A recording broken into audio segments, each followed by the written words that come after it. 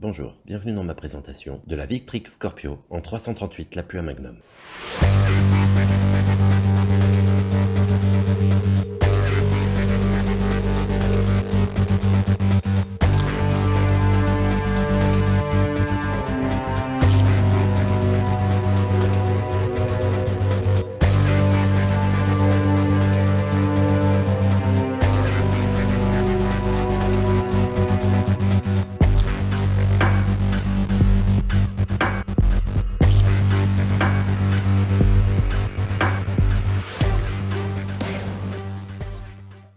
D'abord, mettons-nous en sécurité. Pas de munitions dans la chambre, pas de munitions dans le chargeur, pas de munitions dans l'atelier.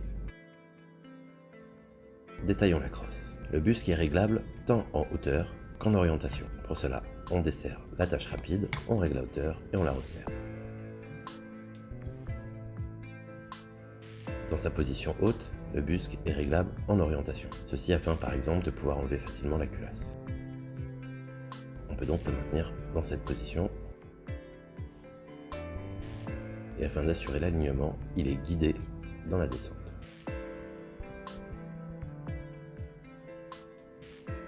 La longueur de crosse est réglable, pour cela on desserre l'attache rapide, on règle la longueur de la plaque de couche et on resserre. L'inclinaison de la plaque de couche est également réglable, ainsi que sa hauteur. Celle-ci est réglable sur 5 positions prédéfinies.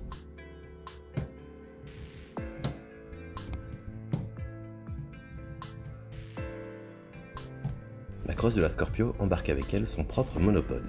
On desserre l'attache rapide, on laisse tomber le monopode et on resserre.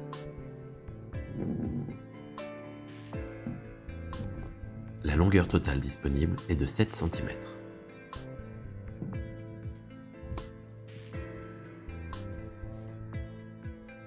La crosse squelette de la Scorpio offre une position très naturelle pour la main faible. Celle-ci est protégée du recul et offre une très bonne préhension de l'arme, donc un très bon maintien.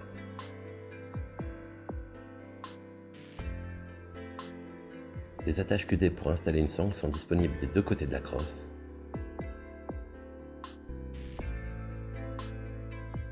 ainsi que des deux côtés au niveau du point de charnière. La crosse de la Scorpio est pliable. Elle se plie du côté droit. On appuie sur le bouton pression, on replie la crosse. Elle est maintenue en place sans être loquée.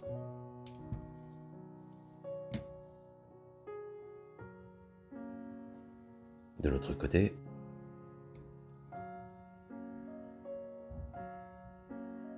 la crosse est maintenue. Une légère pression permet de la rouvrir. Et quand on verrouille la culasse, on replie la crosse.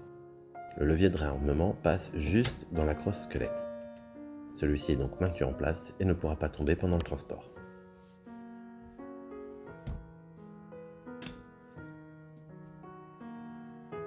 Aucun jeu n'est perceptible une fois la crosse redéployée. L'action est très fluide.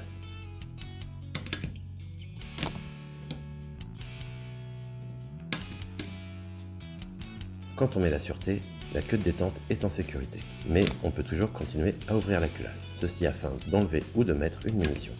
La queue de détente reste complètement en sécurité. Il faudra enlever la sûreté pour pouvoir faire feu.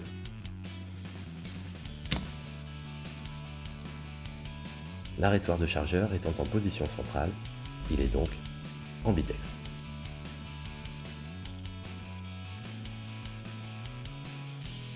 La poignée pistolet dispose d'un grip ergonomique et interchangeable. Le poids de départ de la détente à 2 niveaux est réglable, de 800 g à 1 kg. La position de la queue de détente est réglable. La Victrix Scorpio dispose, sous son garde-main, de la poignée de transport. Celle-ci est arrimée fermement grâce à une attache QD sur le rail Picatinny.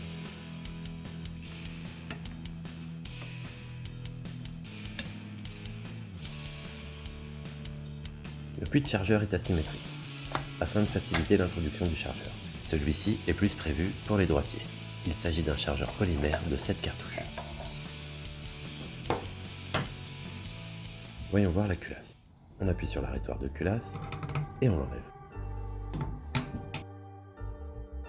Celle-ci dispose d'un verrou à 3 tenons, un éjecteur. Le corps est massif et le traitement de surface est en PVD poli. La noix de culasse est en alliage avec un cœur acier. Elle dispose d'un indicateur de chargement et d'un levier bien dimensionné.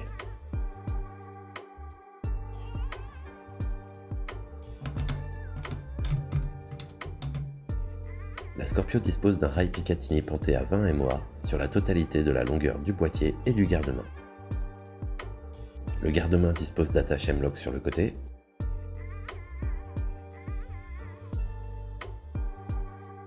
et de rails Picatinny inférieurs en face du boîtier et à l'extrémité du garde-main.